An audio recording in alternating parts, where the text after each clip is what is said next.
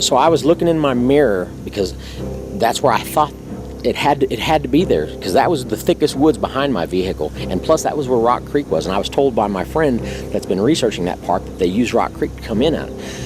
So for some reason I'm just watching my mirror, and it's a big mirror, and there was a full moon, it was windy. That's the only thing about my recordings, is there was a lot of wind. But I'm watching in my mirror, and I'm watching the woods behind my truck looking for any kind of movement, and I do see some shadowy movement back there, but I just can't be certain until this happens. And I'm going to use this tree as exactly to what I saw. I saw this right here. Something stepped out from around a tree and looked at my truck and ducked back behind the tree. And at that moment, I'm like, there it is. It is looking at my truck. It's looking at my campsite. This is exciting. If it never got any better than that, I just had a sighting.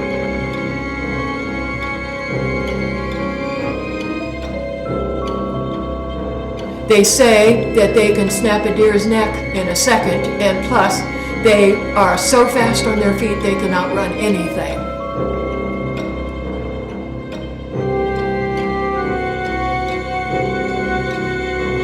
A lot of people that won't even say this on film, but there's something in there. Yeah, I've seen them on several occasions. Really? Yeah.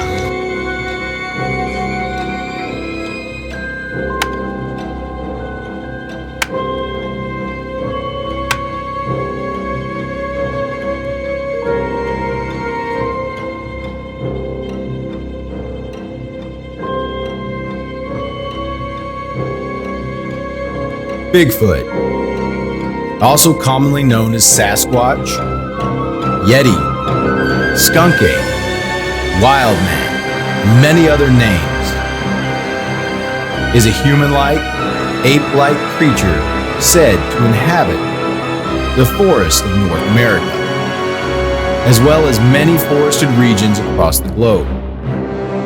Many attempts have been made to prove the existence of Bigfoot, including alleged video and audio recordings, photographs, and castings of large footprints.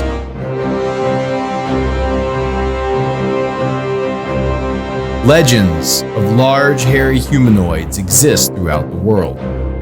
Such creatures have appeared in North American folklore, as well as mythologies of the Native American peoples. In cryptozoology, Bigfoot is an icon and has become a staple in pop culture today.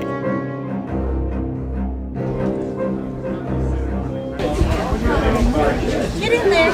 Come on. A minute, I gotta come off stance. Okay. Did you pay that much for okay. That's what we did. Tammy's in, boobs out.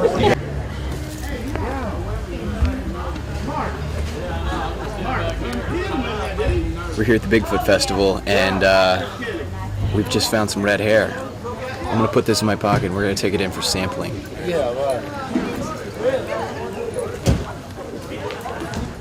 Just like that. As you can see, we're right here with the Bigfoot Festival in Honobia, and it's amazing.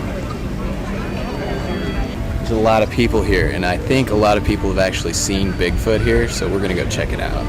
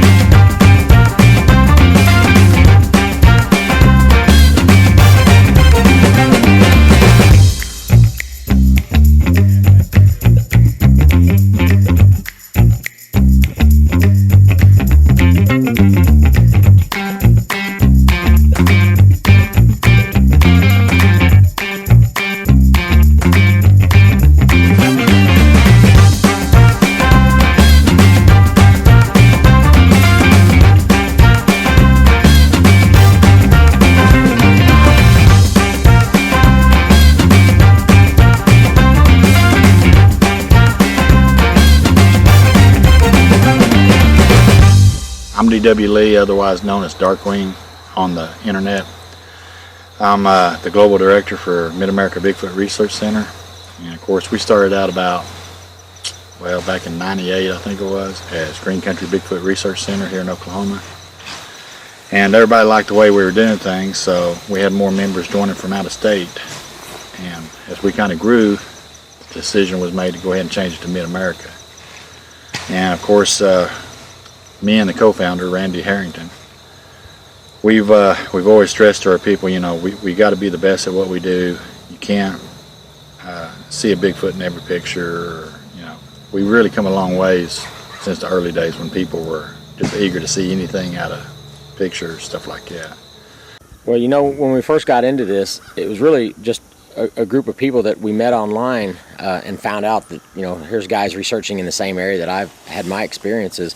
So we became friends, and short of trying to convince our family and co-workers that these things are real, because that's where you get your immediate ridicule, we really didn't get into this to try to prove it to the world. But the more people that join into the membership of the MABRC, it makes it more of a global effort almost, you know, because they're everywhere. But we have learned a few things over the past 7 years that actually you really have to change your view. You have to be willing to change your view as you learn more about these animals, because when I first came in, I'm just thinking animal, you know, scary animal. But I've totally done a 180 on that. I mean, I'm thinking intelligent hominid. What we've done is we've taken this to an entirely different level. We're the only group in the world that's done this on a full-time basis. And we've gone out and we've hired experts in certain areas to back up theories that we develop and a hypothesis about what this biped might be. It started in about 5 years ago in an area called Honobia, California, and that's in the Northern California region. It's a 12-mile by 12-mile square reservation about 30 miles south of Bluff Creek, where the Patterson-Gimlin film was made. And at that location in Honobia, we developed a series of witnesses that had seen the biped on multiple occasions in and around their reservation. The witnesses also all signed an affidavit under penalty of perjury, and we're the only group in the world that requires our witnesses to sign an affidavit before we conduct an investigation into it. And at the culmination of the investigation, we decided that we were going to use and do a national search for the best forensic law enforcement sketch artist we could find. And we did that search, and we ended up with an individual named Harvey Pratt from the Oklahoma Bureau of Investigation. Harvey met with the witnesses in California, and he drew sketches of what they observed. The sketches astounded us because they came out much more human than anything we had ever heard in the past. When was the first time that they thought they saw a Bigfoot in the Oklahoma area? Because the myth came from the Pacific Northwest, I believe. Yeah, we've actually got reports all the way back to the late 1800s of people seeing wild men and huge shaggy beasts. And the Cherokees, you know, they've been here since, I can't remember my history too well, probably 1830s, 1840s. Early 1800s. And they have a long history of what they call skillies. You know, and that's basically boils down to anything bad in the woods. But when you talk to some of these people, they'll just flat tell you, yeah, when we say skillies, we're meaning Bigfoot.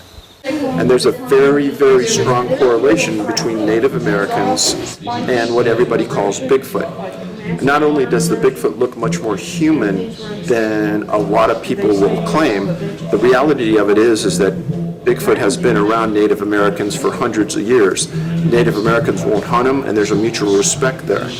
And the more you talk to natives who have an understanding of Bigfoot, the more you start to understand the human aspect of their lifestyle.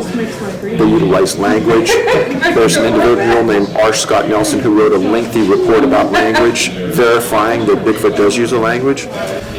We've conducted a 14-month, almost 18-month-long hair analysis study now, and all the indicators are that it's very far along in that human genome tree than what people have stated in the past. And we've traced it all the way back to, I think, 1860. There's been reports of Cherokee seeing skillies in the woods. So it's got a long history here in Oklahoma. Yeah.